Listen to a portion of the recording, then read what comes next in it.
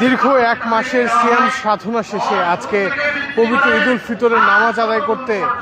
ঢাকা উত্তর সিটি কর্পোরেশনের পক্ষ থেকে যে নির্ধারিত স্থান রাখা হয়েছে চীন মূর্তির পাশে যে পুরাতন বাণিজ্য মেলার মাঠ, সেখানে আজ ফজর নামাজ পর থেকেই মুসল্লিরা আসতে শুরু করেছেন এবং ইতিমধ্যে আমরা যেটা দেখছি যে হাজার হাজার মুসল্লিরা তারা কিন্তু এই মাঠে এসে উপস্থিত হওয়ার যে চিত্র সেটি লক্ষ্য করা যাচ্ছে। আমার পেছনে যে দৃশ্যটি দেখছেন যে মুসল্লিরা বিভিন্ন স্থান থেকে এখানে এসে উপস্থিত হচ্ছেন এবং যে স্বজনদের সঙ্গে নিয়ে ঈদ উল ফিতর উদযাপন সেটি কিন্তু এখানে সুদৃঢ়ভাবে লক্ষ্য করা যাচ্ছে। আপনাদেরকে একটু দেখানোর চেষ্টা করব যে মুসল্লিদের যে অবস্থান, সেই অবস্থানটি কিন্তু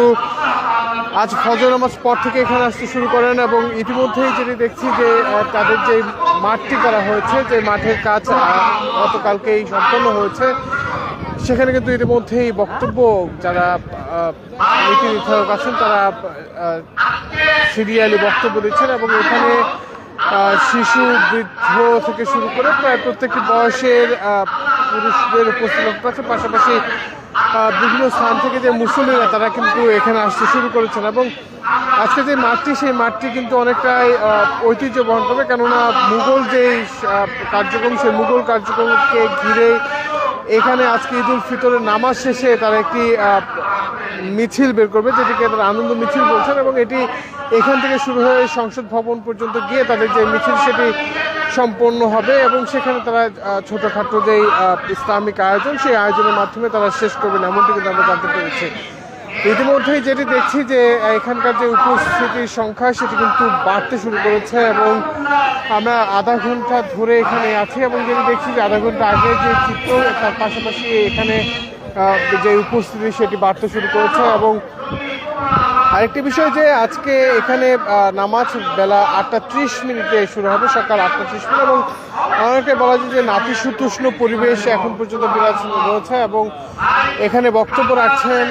এবং 8:20 সময় কাতার সোজা করা হবে এবং সেই কাতার পরবর্তী সময়ে তারা তাদের যে আজকের আনুষ্ঠানিক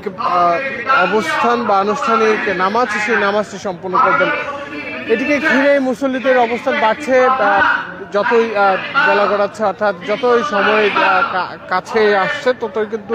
তাদের উপস্থিতি বাড়তে শুরু করেছে। আমরা যেটি দেখছি যে এখানকার যে আজকের নামাজ, সেটি এক মাসের যে মুসলমানদের রমজান মাস, সেই মুসলমানদের রমজান মাসে এক মাসের সিয়াম সাধনা বা রোজা পালন শেষে আজকে শাওয়াল মাসের আজকে যে পবিত্র ঈদ উল ফিতর, সেই ঈদ উল ফিতরের নামাজটি তারা আদায় করবেন এবং এটিকে ঘিরেই কিন্তু এখানে লক্ষ্য করছি যে আইন শৃঙ্খলা বাহিনীর সদস্যদের উপস্থিতির কথাটি যদি বলি, যে আইন শৃঙ্খলা কিন্তু ব্যাপক সতর্ক অবস্থান নিয়েছে এবং ঢাকা উত্তর সিটি কর্পোরেশনের পক্ষ থেকে অনেকদিন পর এভাবে ঢাক ঢোল পিটিয়ে তবে যে আজকের আয়োজন, সেখানে আমরা লক্ষ্য করছি যে আজকে তাদের যেই নামাজ পরবর্তী আনন্দ মিছিল, সেই আনন্দ মিছিলে কিন্তু মুঘলদের যে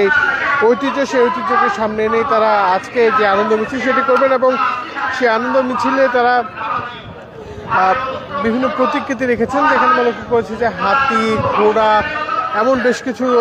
প্রাণীও কিন্তু এখানে এসে উপস্থিত হয়েছে এবং আইন শৃঙ্খলা বাহিনীর পরিস্থিতি যদি বলি, যে আইন শৃঙ্খলা বাহিনীর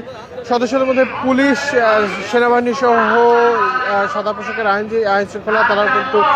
এখানে এসেছে এবং আমরা দেখছি যে একজন উপদেষ্টা আসিফ মাহমুদ সজীব ভুইয়া, তিনি এলজিইডি তিনি এখানে উপস্থিত হয়েছেন এবং আসিফ মাহমুদ সজীব ভুইয়া কিন্তু এখান দিয়ে যে আজকে যে ঈদগাহ ময়দান, সেই ঈদগাহ ময়দানে এসে উপস্থিত হয়েছেন এবং তিনি ঈদগাহ দিকে এগিয়ে যাচ্ছেন। তবে এখন পর্যন্ত যেটি দেখছি যে আইন শৃঙ্খলা বাহিনীর সদস্যরা ব্যাপক সতর্ক অবস্থান এখানে পালন করছেন এবং মুসল্লিরা তারা কিন্তু ছোট থেকে শুরু করে বয়োবৃদ্ধ সকলকে একসাথে এসে ঈদের আনন্দকে ভাগাভাগি করার যেই চেষ্টা, সেটা কিন্তু তারা এখানে করছেন, আমরা লক্ষ্য করতে পারছি। মূলত আজকে যেই ঈদ উল ফিতর, সেই ঈদ উল ফিতরটি মুসলমানদের একটি ধর্মীয় উৎসব এবং এই ধর্মীয় উৎসবটিকে ঘিরেই এক মাসের সিয়াম সাধনা এবং সেই সিয়াম সাধনার পরবর্তী সময়ে এখানে তাদের যে আজকের নামাজ, সেই নামাজ শেষে তারা আনন্দ মিছিল করবেন এবং তার মাধ্যমেই আজকে যেই ঢাকা উত্তর সিটি কর্পোরেশনের পক্ষ থেকে আয়োজন করা হয়েছে সেটি সম্পন্ন হবে বলে আমরা জানতে পেরেছি। তবে এখানে আজকে উত্তর সিটি কর্পোরেশনের পক্ষ থেকে হলো বেশ কয়েকজন উপদেষ্টা এখানে ঈদ উল ফিতরের সালাত আদায় করবেন এবং সেই সালাত আদায় পরবর্তী সময়ে তারা মিছিলে অংশগ্রহণ করবে। পাশাপাশি আরেকটি বিষয় বলে রাখি যে আমরা কিন্তু সর্বশেষ যে বিষয়টি জেনেছি যে বেশ কয়েকজন অভিনয় শিল্পী বা অভিনয় তারকা তারাও কিন্তু এখানে আজকে এই যে আনন্দ মিছিল বা বিজয় মিছিল সেখানে এসে তারা অবস্থান নেবেন বলে জানতে পেরেছি। আমার কাছে এই ছিল মূলত এখন পর্যন্ত ঢাকা উত্তর সিটি কর্পোরেশনের পক্ষ থেকে যেই ঈদের নামাজ আদায়ের ব্যবস্থা করা হয়েছে সেই মাঠ থেকে সর্বশেষ। এছাড়া যে কোনো ধরনের রাজনীতি, বিনোদন, খেলাধুলা এবং আন্তর্জাতিক সংবাদ পেয়ে মানবজনের সঙ্গে থাকবেন। সকলকে ঈদ মুবারক।